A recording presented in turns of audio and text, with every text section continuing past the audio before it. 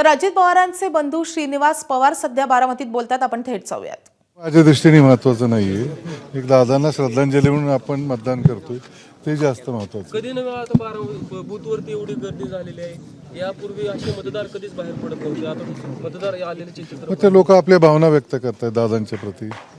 ही निवडणूक बिनविरोध करण्याचा देखील प्रयत्न झाला, मात्र बिनविरोध झालेले त्यावर देखील खरं बिनविरोध करता आलीच ती, मात्र काही लोकांमुळे बिनविरोध नाही करता आता प्रत्येकाची आपली आपली मतं आहेत. असं काही फार कुठल्या पक्षाने तो उभं नाही केलं. वैयक्तिक काही जण उभे राहिले. बापू, ज्या परिस्थितीमध्ये ही निवडणूक होती, पोटनिवडणूक होती, तर एकूण बारामतीकरांना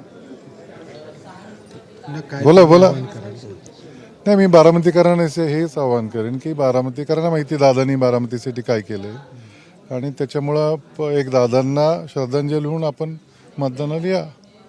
जे रेकॉर्ड करू अशा पद्धतीने पार्थ पवार किंवा 2,70,000 पोरी, काय वाटतं तुम्हाला, तसं रेकॉर्ड होणार या सगळ्या?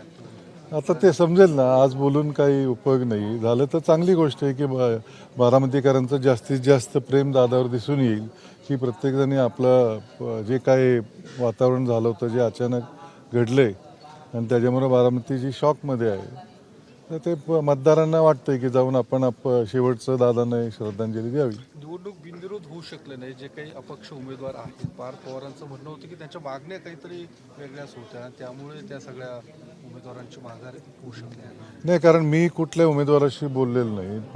त्याच्यामुळं आता तुम्ही पण समजू शकता असतील काही लोकांच्या मागण्या. बापू, दुसरा एक विषय होता, रोहित पवारांना काल क्लीन चिट मिळाली. त्यांच्यावरती मध्यंतरी जे काही आरोप झालेले होते, बरं, तर त्या संदर्भामध्ये क्लीन चिट मिळाली, तर काय तुम्ही म्हणाले? चांगलं आहे. जे काही योग्य होतं ते घडलं त्यांच्या दृष्टीने. सांगता सभेला सुप्रिया सुळेंना फोन केला किंवा सुप्रिया सुळे या स्वतः उपस्थित होत्या, मात्र रोहित पवारांचं म्हणणं की मला कुठलाही फोन नव्हता किंवा मला बोलवण्यात आलं देखील नाही या सांगता सभेला. मी एक सांगू, मी काय राजकारणी नाहीये.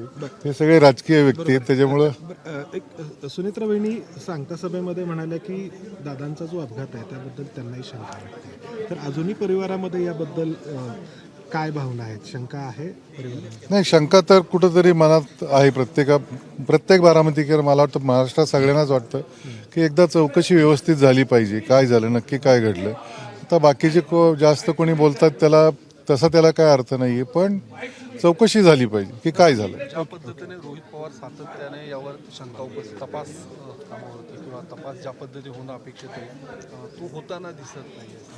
तुम्हाला देखील तसं वाटतं की कुठेतरी तपास नाही, तपास हा खरं उघड होत नसतो. तो तपास आहे. तो काय रोज ते पेपरला डिक्लेअर नाही करणार की आज असं झालं, आज तसं झालं. ते त्यांची चौकशी त्यांच्या परीने गव्हर्नमेंटची चालू आहे असं मला वाटतं. सर, बारामतीकरांना काय आवाहन कराल तुम्ही, एकूणच दादा गेल्यानंतर?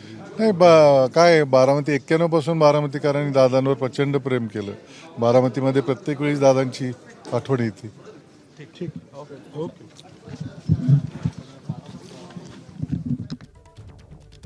तर अपघाताबाबत प्रत्येक बारामतीकराच्या मनात शंका असल्याचं श्रीनिवास पवार यांनी म्हटलंय. तपास योग्य रीतीनं झाला पाहिजे असं देखील त्यांनी म्हटलंय. एबीपी माझा, उघडा डोळे बघा नीट.